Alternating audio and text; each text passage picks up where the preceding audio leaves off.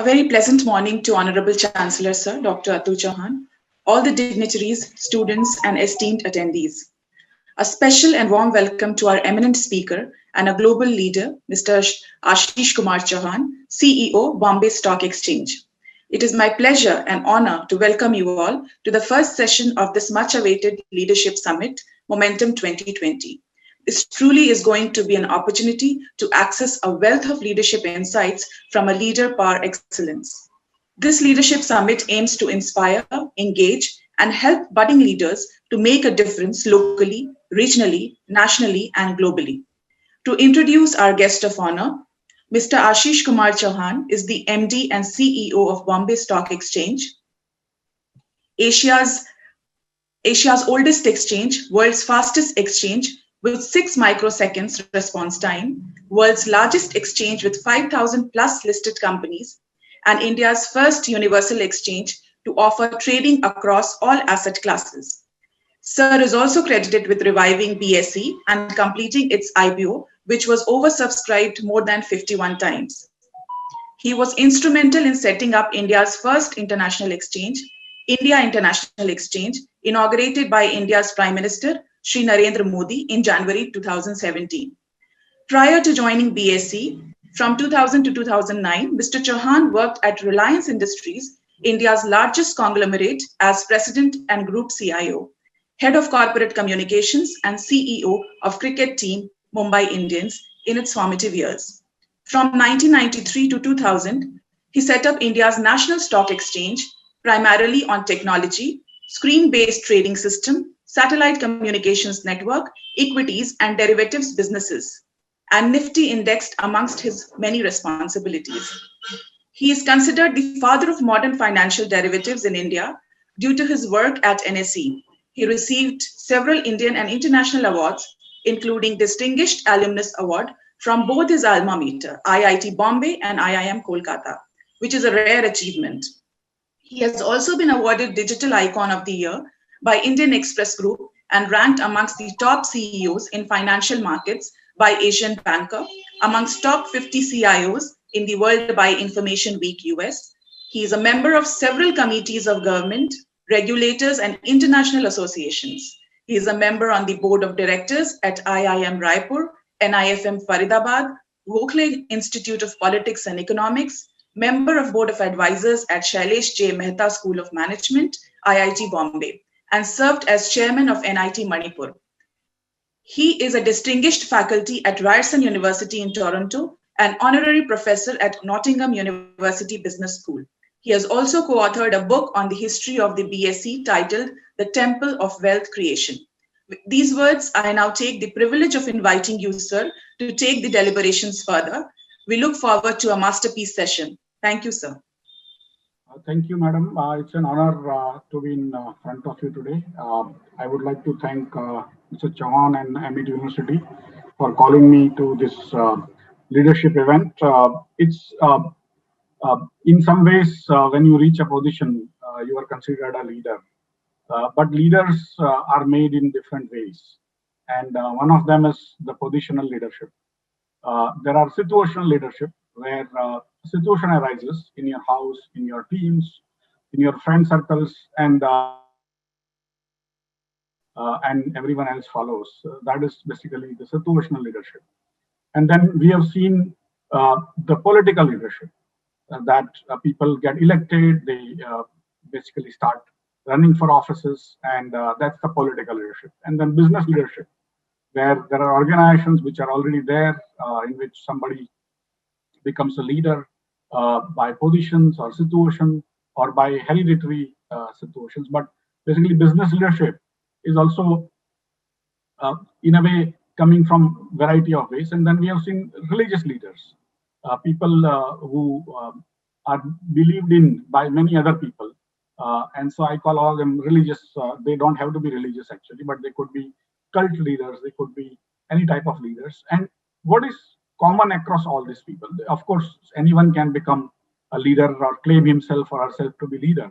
But what happens to successful leaders? Why people become successful in leadership? What happens to them? And I have, in a way, coming from a uh, a place where I was not expected to be anything. I could not speak English even a single sentence till age 17, till the time I came to IIT Bombay. And at IIT Bombay, almost all my time was spent in just learning English and not learning engineering. That's what I felt. But effectively, I was not supposed to do anything. And the situation uh, keep, kept on coming. And that's where I have had the good fortune of learning from some of the best leaders, the political, religious, business, even sports leaders of our times, and to learn from them, to hobnob with them. And one of the biggest things I have seen in people who are successful, you can become a leader because you have been helicoptered into that. But many of the helicopter leaders also bring down the entire organization or entire movement very fast. And we have seen many examples in front of us over the last 10 years that people who were billionaires are now internationally also are doing basically are have become millionaires, and so on and so forth. And similarly in political situations, religious situations. So what makes those people leaders who are able to take their followers, their organizations, their countries into different directions? One of the uh, biggest things I have observed is immense amount of energy. They derive their energy from within. And I can tell you that any one of you, whoever is listening to this today or later on, whenever they listen, anyone can become a leader. There is nothing special about it, nor that the leadership qualities will remain forever. That the ability to succeed will continue forever unless you start changing very rapidly, because situations evolve, life changes, and the leaders have to themselves change with the time rather than time changing with them. So leaders have tremendous amount of enthusiasm and energy. The other thing they have is curiosity. They are very, very curious. I mean, I have worked with Dhirubhai Ambani, who is considered a legend, and we had a very personal rapport because both of us were Gujarati and both of us were very village-like in a way. And so we could speak each other's language, understand each other's mindset, although he was much senior to me in age. We could kind of joke with each other. But effectively, that rustic framework which he had built in his own mind, he was tremendously curious. He used to know me as a satellite boy because I had set up satellite telecom network first time in India for NSE in 92, 93, 94. And so in those days, satellites were never used. And so he knew me. He just wanted to understand very satellite, how this thing works, what it means, and so on and so forth. He did not study beyond probably class 10th, but the amount of knowledge he wanted to gain, and from anyone, it was, I mean, he was already a billionaire or multi-billionaire by the time I joined him in year 2000. But he still, and I was very young in age, I was 30, but he did not have a problem in asking me the most basic questions because that is what the leaders do. They do ask you the most basic questions. That doesn't mean they don't know other things. It's just that in your area, they don't have any worries of being small by asking any simplest question. So you need to keep this in mind that if you want to basically become a leader, and many of you may become leaders by quirk of fate, like I became. I didn't want to become anything. I didn't have to become, but somehow it came in my lap, and I continue to work pretty much 14, 15 hours a day for last 30 years. And so energy, enthusiasm, keeping yourself interested is a very, very important trait. And even if you don't become a leader, these traits will actually take you much longer, much farther than what you would deserve to be. The second thing they need to, uh, the leaders actually do is that, as I said, they do have to have curiosity and change with time. And they need to create teams. There is nothing which you can do alone, except probably in some table tennis match, you can play table tennis. But there also somebody has to make the table tennis racket for you, and somebody has to put the table for you, unless you actually manufacture the table yourself. But effectively, nothing in the world happens on your own. You have to start respecting people. You have to start creating teams. You have to also have dynamism in your teams. And those are the things which good leaders do very, very, very well. I mean, I have worked with Sachin Tendulkar. I worked with Mr. Mukesh Ambani. I worked with Mr. S.S. Nadkarni, who used to be the chairman of IDBI and also founder chairman of NSE. I mean, the way they deal with people, the way they identify talent and give them tremendous authority. Because many times we think leaders must be having a great life, right? That they have so much authority, they can do whatever they want. In fact, leaders have very little authority over themselves. What they have is responsibility. If you cannot take responsibility, there is no authority that comes to you. So be aware that if you want to have great authority, you have to be able to take great responsibility.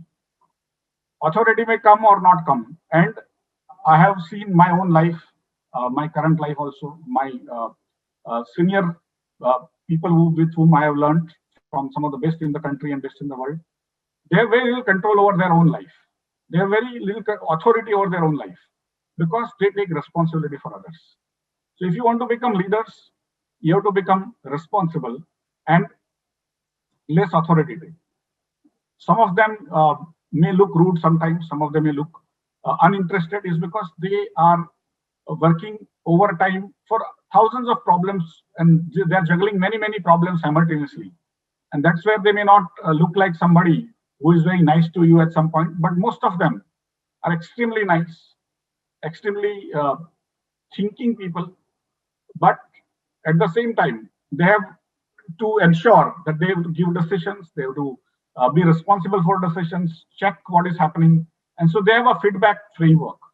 Every time they take a decision, they also check back after a few minutes, few days, few months, what happened to that. And if they have to change their strategy, they are not egoistic people. A good leader, a successful leader, doesn't get stuck on his own bluff. Many times, the stories get created about you, and you start believing in them. When you start believing in your bluff, that is when you go down. So those leaders who succeed for long term, they continue to evolve newer and newer directions, and they don't believe in their own bluff. Like once I told Sachin that what kind of pressures you have. He said, when I'm slightly elder to him, so he said, Ashish bhai, and I'm a Gujarati, so everyone calls me bhai. But he said, Ashish bhai, whatever pressures I have at home, for children, for health of my parents, anything, when I get into the ground, when I enter the ground, that rope I cross, I have to forget everything. Because that ball that is coming is what finally I have to hit or save myself. And that is what basically the leaders, they forget their own life when they are in that ground, right, of leadership. And that is what the amount of sacrifice they have to make is unbelievable. When I recall, we used to work pretty much 16, 18 hours a day, or even longer hours many times. We did not sleep even 2, 3 hours a day when the Reliance Infocom was set up. And Mr. Mukesh Ambani is not a telecom engineer. He's actually a chemical engineer. And he would read himself all the telecom books, watch all telecom related videos. And he would work with us. Sometimes the meeting will start at like 6 in the evening and went on for next day 8 o'clock in the morning, and nobody will sleep. And those are the kind of actions, those are the kind of responsibilities. Many times we think those people must be having a great life. Those people have tremendous responsibilities. They actually take that responsibilities very seriously. And of course, they create teams so that slowly those people can take up and run with the ball. And I'm sure it's happening in MIT University also. I can see today's morning session also. So many leaders have been created. And that is basically the sum and substance of a leader who creates other leaders. And I have been fortunate to learn at the feet of some of the best and the brightest. And I've been fortunate to work in some of the most interesting projects of modern India, post-90s, from liberalization to setting up of NSE, to setting up derivatives, satellite telecom, anything. I mean, sometimes I wonder if I was born in a rich family or my family had some business, I would not have seen the life that I have seen in last 30, 40 years. And that is basically because I was willing to change myself. I was from IIT and IIM, and I was the president of Reliance Group after being the vice president of NSE, founder vice president of NSE, president of Reliance Group, and still, when Mumbai Indians cricket team CEO thing happened, I was selling tickets on the road. Okay, I was caught by police and put into the van of police for creating riots by selling tickets. Okay, and so don't wear your degrees, your past uh, on your sleeve every day. Sachin also once told me, Ashish bhai, if I made 100 centuries, it doesn't matter. In next ball, whether I can hit or not is what matters, right? And so don't wear your 100 centuries on your sleeve. You might be topper today, but if you don't work every day, after 5 years, after 2 years, you will be nothing, right? So be aware and ensure that India gives you among the top opportunities today. Anyone can become leader. It was not true when we grew up. We didn't even have aspirations. We didn't even know uh, who the leaders were, how to reach there, or how to reach there. Today, you have much more exposure. Uh, you can actually attempt, and if Sri Narendra Modi, coming from where he has come from, can become prime minister, if Ashish Chauhan, who has again has come somewhere from where he came from, any one of you can become something in your life if you continue to be resourceful, continue to think for future, change yourself, take responsibilities. Don't worry about authority. If it doesn't come, it's fine. Somewhere you will get the authority, but continue to evolve. And any area you want today, India gives you that opportunity. The technology is another change that happens very fast. And if you can adapt to technology, if you can master technology, I mean, I am a technologist myself, I'm an engineer, but Mr. Modi is not. But he knows how to use holograms into public meetings. He knows inherently that when a cloud cover comes, the satellites stop working well. And that is where I think he has that innate understanding of what would happen. And that's what finally, if you don't understand technology, when you have not been trained, try to understand technology, because that is the force which will make you rich and probably a leader if you want to become leader. Leadership is not for faint-hearted. It is for people who can take responsibility for themselves and for others. And that is where I would close my session just now. On the talk, we can take few questions, because I have actually another event going on currently, so I have to stop at 12. That's my hard stop, but I would have loved to be with you for much longer, probably some other time. Thank you. Thank you, sir, for delivering those key points. I'm sure they will make a positive change in our personal and professional lives. Yes, sir, it is time for a few questions. So, Dr. Shweta, before you start with your question, yes, may I just come in and Ashishji just Yes. thank you personally for what an amazing session. You know, it is every word I heard. You know, we have heard so many leaders who have spoken to our young people, but your journey is so inspirational. How you said from not knowing a word of English at the age of 17 to the success that you have achieved, it will really go deep in the bones of all our students. Thank you so much for taking out the time. Very grateful. Thank you, sir. The first question is from Megha. Megha Gupta, you're requested to unmute and ask the question to sir. Good morning, sir. My name is Megha Gupta, and I'm from the Department of Journalism and Mass Communication. So, as you are known as the father of modern financial derivatives in India and are considered as one of the foremost experts in financial market policies, IT, and so much more, what would you say has been your greatest accomplishment? In a way, as I told you, like Sachin said, your 100 centuries don't matter. The next moment is what matters, right? And so I don't stay on my laurels. I don't even think those were my achievements. Those were achievements of the society, of the teams you work with. And in some ways, you were lucky to be part of that process, that activity at that time. Of course, you get personally benefited in terms of getting knowledge. Many things which I have done, I have not got much money out of it. But the knowledge doesn't go away. And that is what I would say the greatest achievement of mine has been to understand, not to be envious of anyone. It is important to go on your path, continue your work, continue to learn from others, be useful rather than be negative in your mind or even in activities. And whatever way you can do that, of course, in terms of the technological situations, I think doing the first commercial satellite telecom network for India, two-way satellite, basically what you are used to today, the mobile phones and all, those were days they were not there. And we used to send a lot of satellites on top to literally 36,000 kilometers, but we never used them for commercial purposes. And I was 25-year-old those days. I was not trained to be a telecom engineer. I was actually a mechanical engineer. And I had to learn through the books. I still have those books. And it worked. And it just gave me that idea by that whatever I learned, and I was not a great student in IID and IIM because of my lack of knowledge of English.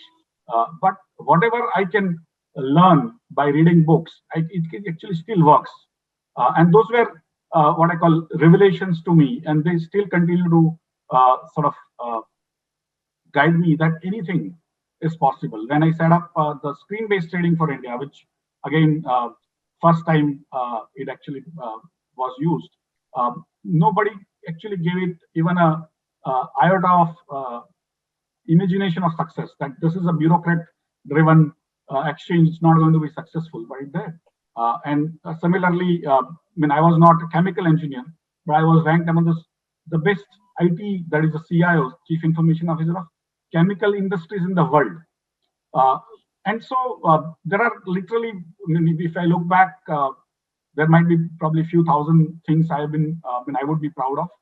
But more importantly, how I give back to the society. How do I use my understanding, my knowledge, whatever little money I have for the benefit of the community around, to the society, and also ensure and basically motivate all of you that India's best time is yet to come. What we could achieve out of nothing, we had nothing. I came with a what I call a tin bag. I still have that bag in my house to Mumbai to study. And today, what I've achieved is largely because of technology. When we were young, if you have to become rich, you have to have a huge amount of wealth coming from your parents, or you have to do really great bad, kill somebody or do some scandal to become greatly rich. Today, last 30 years, my own life tells you that by doing good, by just working in technology, working ethically, working morally, you can become rich. And the world is becoming faster and faster in terms of technological innovation. So you won't require a lot of capital to become rich. You will require a lot of brains, a lot of hard work, and very little capital. And that's where I think the time of India is yet to come. We were, in a way, the stepping stones for all of you.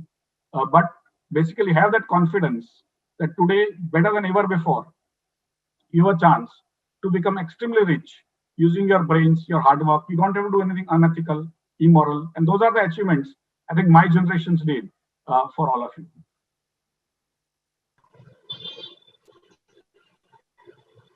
Thank you so much, sir, for your words. Thank you, sir. The next question is coming from Ria Rajput. Ria, may I request you to unmute and ask the question?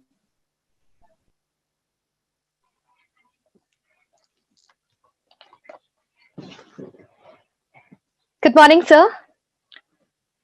Good morning. My name is Ria Rajput. I'm a final year student from Mass Communication and Journalism. So, as it is said that leadership cannot be really taught, it can only be learned. What are the few resources you would recommend to someone looking to join Insight into becoming a better leader? There are many ways to sort of, as you rightly said, leaders are not trained, but if you get training, it is very important. There are many leaders who have not passed their, especially business leaders and even political leaders or religious leaders of the past, who did not have great education. Even Bill Gates dropped out. Steve Jobs had to drop out because he didn't have the money.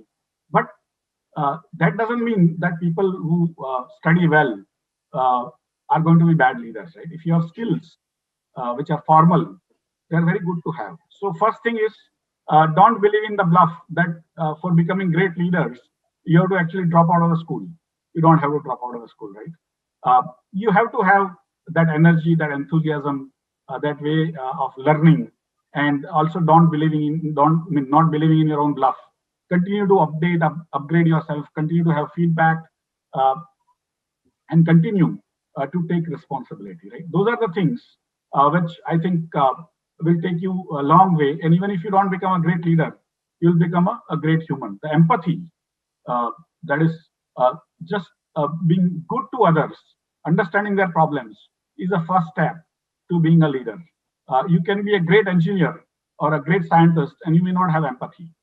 But a leader who has to take people along has to have that empathy of understanding the situation and so on and so forth, right? So for me, it's very important that if you want to be a leader, it is a very difficult ride. It's a roller coaster.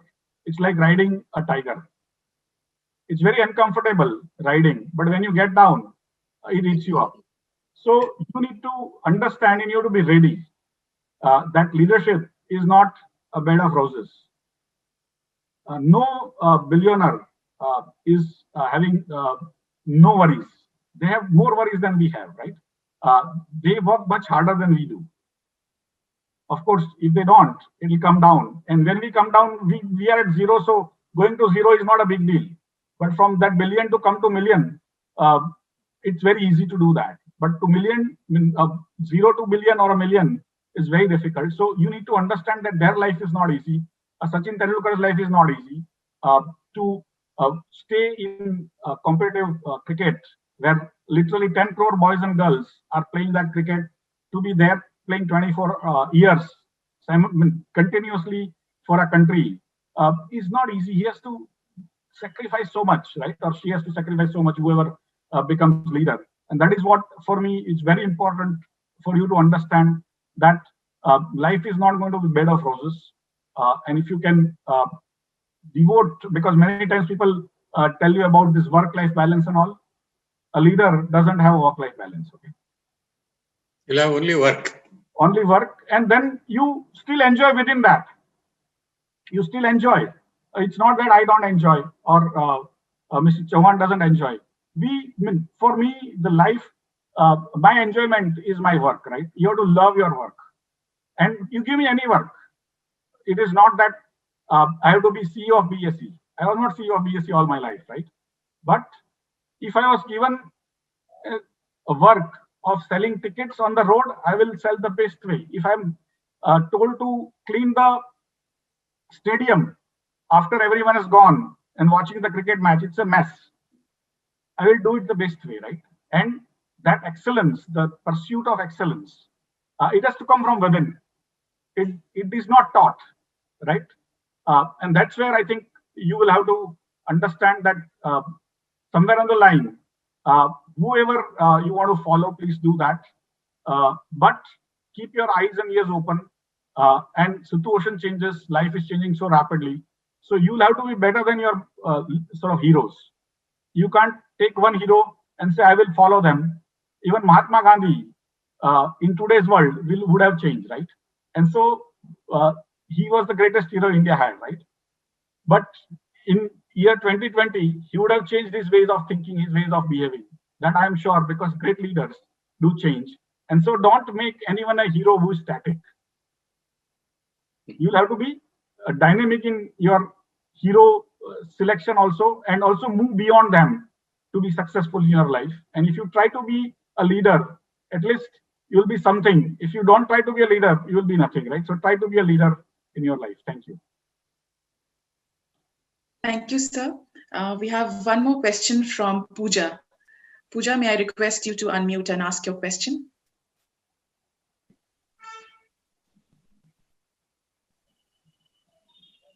Good morning, sir. So my name is Pooja. I am pursuing MBA from MIT University, Patna. So my question to you is, can you name a person who has put a tremendous impact on you as a leader? Maybe someone who has been a mentor to you. Why and how did this person impact your life? Thank you, sir. there are many people who have had impact on my life.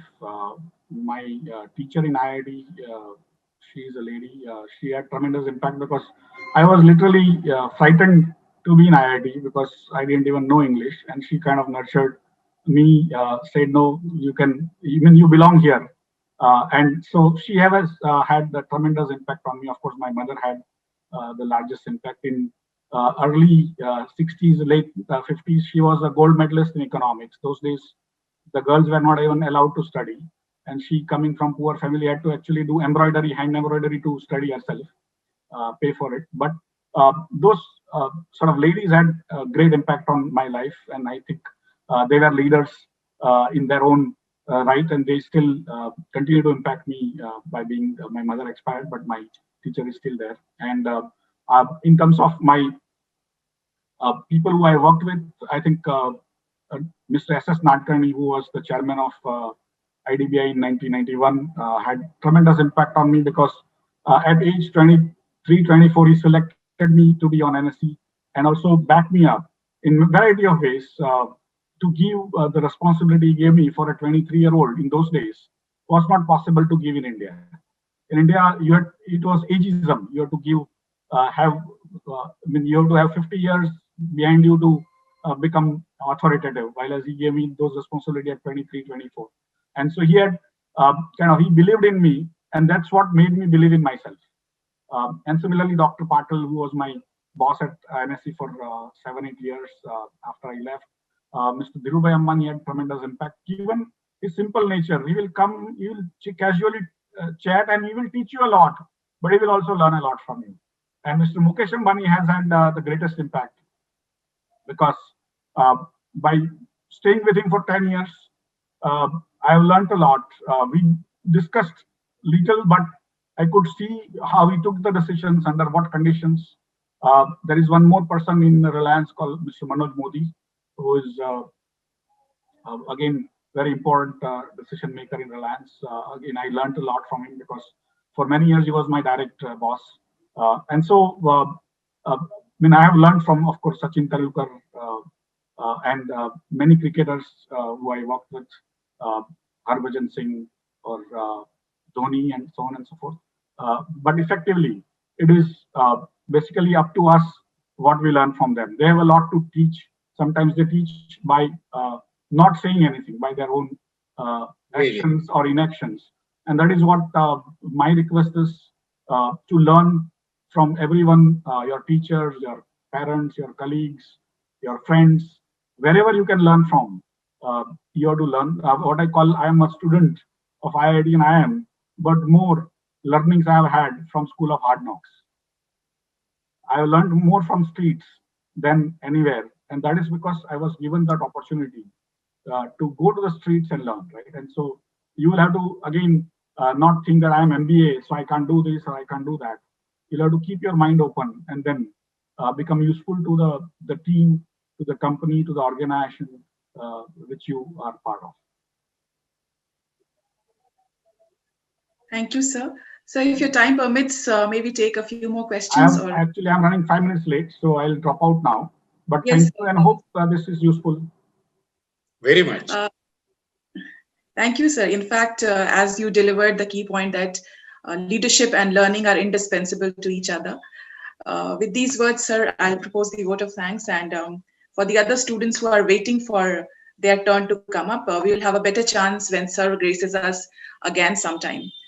Compassion, commitment, courage, vision, accountability, encouragement, responsibility are a few traits of a leader like you, sir. On behalf of Amity University, Patna, I extend a heartfelt gratitude for your kind presence and the meaningful insights that you have shared. Sir, we also look forward to further association to strengthen the industry and academia connection. Thank you so much, sir. Thank you. It was a pleasure and honor to have you with us, sir. Now it's time for me to invite my worthy colleague, Ms. Randeep Kaur, as the moderator of the next session. Over to you, ma'am. Thank you so much, everyone. Thank you.